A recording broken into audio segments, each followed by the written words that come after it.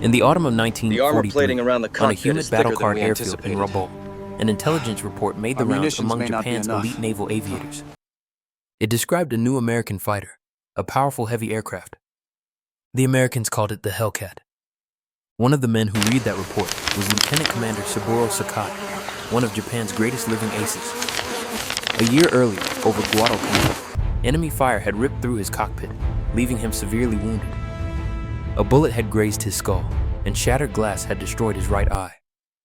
In what was considered a miracle of airmanship, he flew his damaged Zero fighter for nearly 5 hours, over 560 nautical miles, blind in one eye, and brought it home.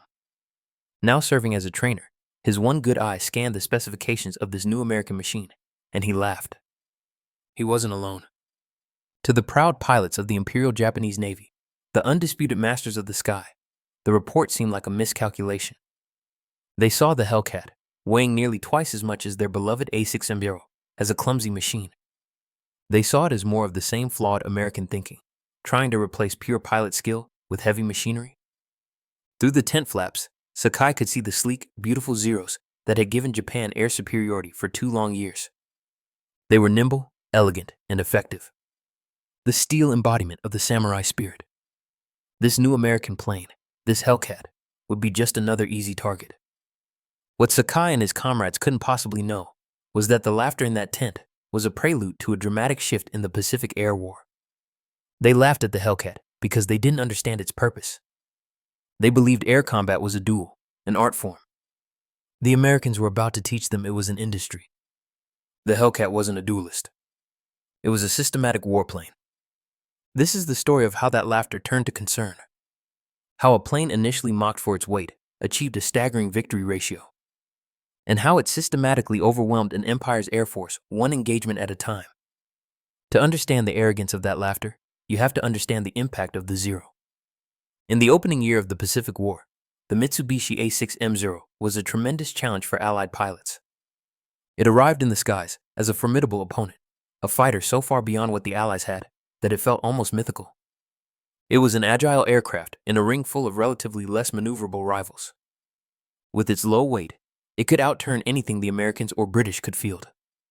The P-40 Warhawk, the F-4F Wildcat, the Brewster Buffalo. One by one, they faced the challenge of the Zer's incredible agility and the superb skill of its pilots. And these weren't just any pilots.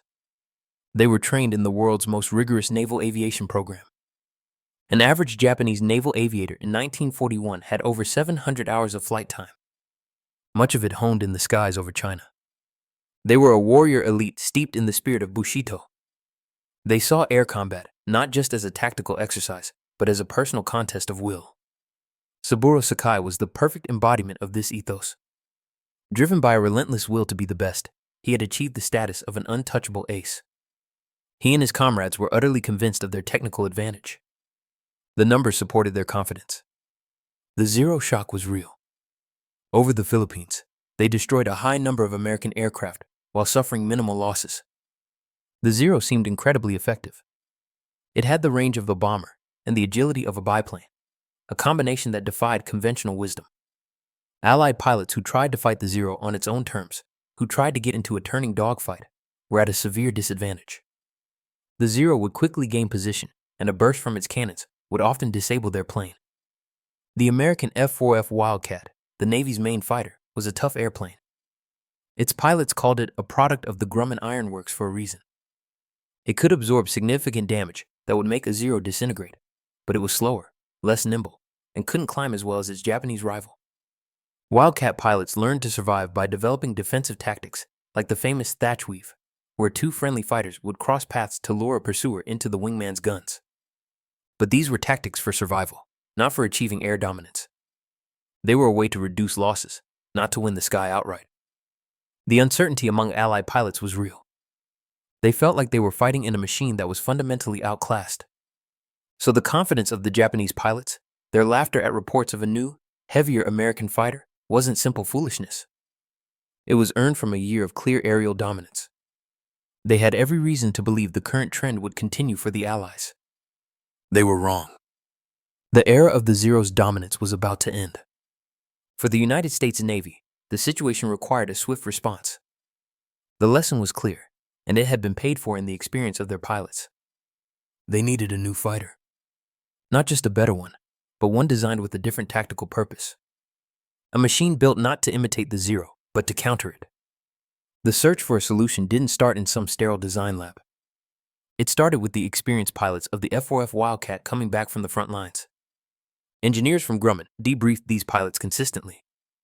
They listened to the accounts of being unable to catch a Zero, of watching it turn quickly. They learned its strengths, but more importantly, they started to catalog its weaknesses. The pilots who survived encounters with the Zero did so by exploiting its few flaws. The Zero couldn't keep up in a high-speed dive. Its control stiffened up at high speeds, making it less maneuverable. And it was structurally lighter. It lacked pilot armor and self-sealing fuel tanks.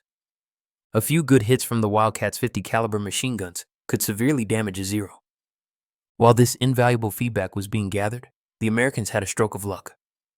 In June 1942, a Zero, flown by Petty Officer Tadayoshi Koga, had engine trouble during a raid on Dutch harbor in the Aleutian Islands. When he tried to make an emergency landing on Akaton Island, his landing gear dug into the soft ground, flipping the plane and tragically resulting in his death. There in the remote wilderness lay an almost perfectly intact A-6 Meteoro. The Autumn Zero, as it became known, was an intelligence goldmine. It was carefully taken apart, shipped to the U.S., and put through exhaustive flight testing. For the first time, American engineers could thoroughly examine their opponent. They confirmed what their pilots had suspected. The Zero was a marvel of lightweight engineering, but it was full of compromises. Armor, pilot protection, robust construction, even good radios, all had been sacrificed for maneuverability and range. What the Japanese saw as a philosophy of perfection, the American engineers at Grumman saw as a critical vulnerability. The blueprint for the Zero's countermeasure was now clear. Leroy Grumman and his team at the Ironworks didn't try to build a better dogfighter. They decided to build a heavyweight fighter. The new machine wouldn't try to outdance the Zero in a turning fight. That was a losing strategy. Instead, it would use raw power, overwhelming firepower, and extreme toughness to dictate the fight. The design already in the works was supercharged with this new knowledge. Grumman made a crucial decision. They installed the massive Pratt & Whitney R280 Double Wasp, a 2,000 horsepower engine. This engine was the heart of the new philosophy. It would give the fighter the power to climb above its enemies and the speed to dive on them, engaging and disengaging at will. This new plane would be heavy, but it was functional weight. It carried hundreds of pounds of armor plating around the cockpit and engine. It had self-sealing fuel tanks that could absorb hits without resulting in explosions, and it would carry 650 caliber machine guns, a volume of fire that could severely damage a Zero's lighter frame in seconds. The whole concept was a direct answer to the Zero. Where the Zero was light, the Hellcat would be strong. Where the Zero was nimble, the Hellcat would be powerful. Where the Zero sacrificed its pilot for performance, the Hellcat would protect its pilot at all costs. So, you can understand why the Japanese pilots laughed? They were looking at a machine that broke all their rules for what made a great fighter. What they didn't realize was that the Americans weren't just building a new plane. They were creating a whole new rule book for air engagement. When the Grumman F-6F Hellcat started showing up in mid-1943, it was a total contrast to the Zero. Lined up on a carrier deck, it lacked the Zero's delicate grace. It was wide, barrel-chested, and brutally functional. It looked exactly like the heavyweight the Japanese pilots had mocked. But this machine was the product of a different and much more effective school of thought. At its core was that powerhouse engine, the Pratt & Whitney R280 Double Wasp, churning out over 2,000 horsepower. This power plant was the heart of a whole new combat doctrine. It gave the Hellcat a phenomenal rate of climb and impressive speed, especially at high altitudes where the Zero struggled. This power gave a Hellcat pilot the ultimate advantage, the ability to choose when and where to fight. If things looked difficult, he could simply use his speed to disengage. Wrapped around this engine was an airframe built with classic Grumman toughness. The company's philosophy was simple: build planes that bring their pilots home. The Hellcat was armored with over 200 pounds of plating, shielding the pilot and vital systems. The fuel tanks were self-sealing, helping prevent fires. The windscreen was bullet-resistant glass. Pilots would come back in Hellcats that looked heavily damaged, wings shredded, riddled with holes, and lived to tell the tale. This survivability wasn't just a morale booster. It meant they kept their most valuable asset, experienced pilots. And those pilots had a significant weapon. The Hellcat carried 6 Browning M250 caliber machine guns, a devastating spray of heavy slugs that could tear a fragile Zero apart in seconds.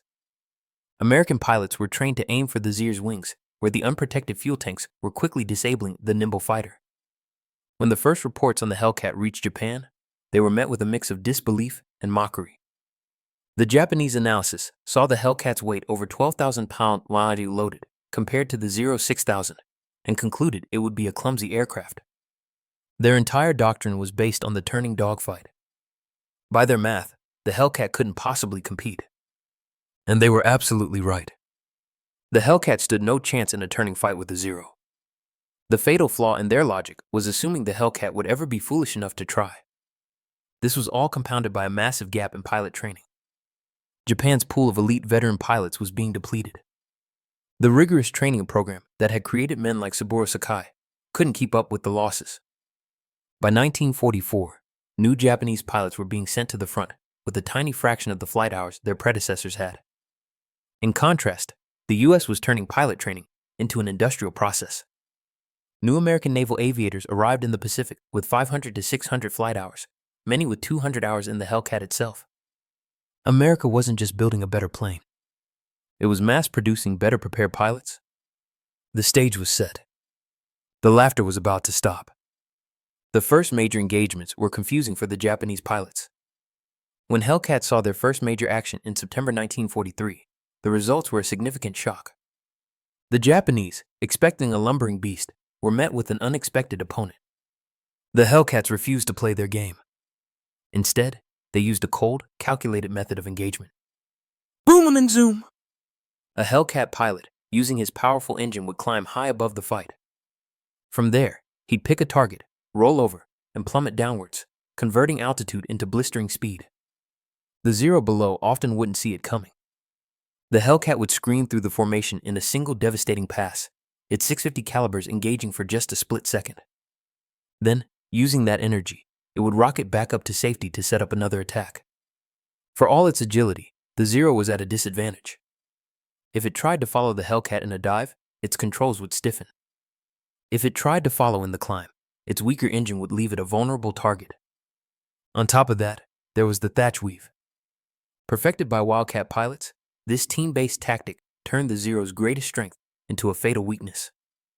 When a Zero got on a Hellcat's tail, its wingman would turn towards it. The targeted pilot would then turn to face his wingman, forcing the Zero to either give up or fly right into the second Hellcat's guns. It was simple, effective, and often overwhelming. The impact hit the Japanese naval air arms hard. Pilots who had been masters of the sky were now facing relentless pressure. Their reports were filled with disbelief. The new American fighter wasn't clumsy. It was brutally fast. It wouldn't turn and fight in a prolonged engagement. It just appeared from above, killed with terrifying efficiency, and vanished. Against the Zero, the Hellcat quickly established a remarkable victory ratio. The psychological impact was immense. This building dread finally culminated on June 19, 1944, a single disastrous day in the history of Japanese naval aviation. The Battle of the Philippine Sea. Japan launched Operation Ego, deploying nearly 40 aircraft at the American fleet. It was supposed to be the decisive blow. Instead, it became a heavy defeat. American radar saw them coming from over 100 miles away. Task Force 58 scrambled hundreds of F-6F Hellcats. What happened next was a large-scale engagement. The American pilots, expertly guided by their ship's fighter directors, met the Japanese formations in a perfectly orchestrated defense. The Japanese pilots, many of them inexperienced, flew into a wall of lead. The Hellcats, with their advantages in speed, armor, and firepower, prevailed. One American pilot famously said, "Why hell, it was just like an old-time turkey shoot down home." The name stuck. The Great Marianas Turkey Shoot saw over 300 Japanese planes destroyed on the first day for the loss of only about 30 American planes. And what of the one-eyed ace who had laughed? Saburo Sakai was no longer a frontline combat pilot. His injuries had left him an instructor. He was stationed on Iwima in June 1944, and he watched as the young men he trained were sent into the intense fighting. He had taught them the art of the dogfight, the skills that made him a legend. Now he heard the returning pilot's troubled accounts of a blue machine that couldn't be turned, couldn't be caught, and was incredibly robust. The laughter in the operations tent a year earlier had curdled into the bitter realization of a master watching his art become obsolete and his students sent into impossible battles. The Great Marianas Turkey Shoot might have been the Hellcats' most significant achievement, but its job wasn't done. For the rest of the war, it was the dominant American fighter in the Pacific sky. The final numbers are remarkable. Over its 2 years of primary combat service, the F-6F Hellcat was credited with destroying 5,223 enemy aircraft in U.S. and British service. This accounted for 56% of all U.S. Navy and Marine air-to-air victories in the entire war. Against those thousands of victories, only 270 Hellcats were lost in air-to-air combat. This resulted in an incredible overall victory-to-loss ratio, often cited as 19-1. The plane earned a new nickname, the Ace Maker. An astounding 305 U.S. Navy pilots became aces flying the Hellcat, more than in any other American fighter. Men like Captain David McKell, the Navy's top ace with 34 victories, became legends at its controls. The Hellcat wasn't just a powerful machine. It was forgiving, a stable gun platform, and above all, it brought its pilots home, allowing them to gain experience and become even more formidable.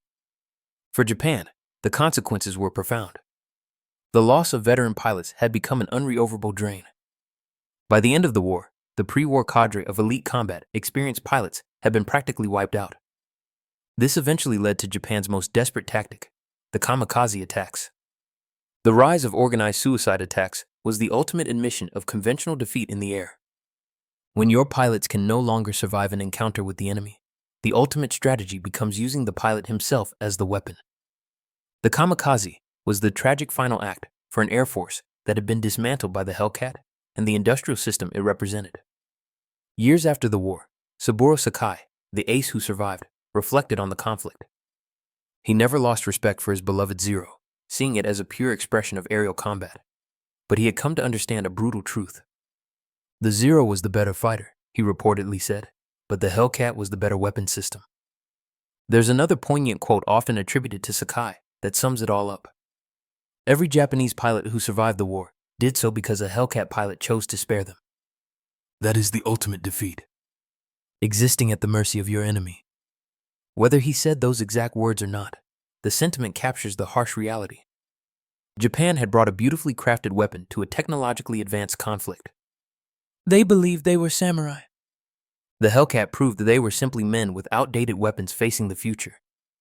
So the story of the Hellcat versus the Zero is really more than a tale of two planes. It's the story of two philosophies of war colliding in midair. 1. The Japanese philosophy was based on individual skill, agility, and a warrior spirit. A belief that the man could overcome any material disadvantage. The other, the American philosophy, was one of systems, overwhelming force, industrial scale production, and above all, prioritizing the survival of the operator. The F-6F Hellcat was the perfect symbol of that American philosophy. It wasn't designed to win duels. It was designed to win a war.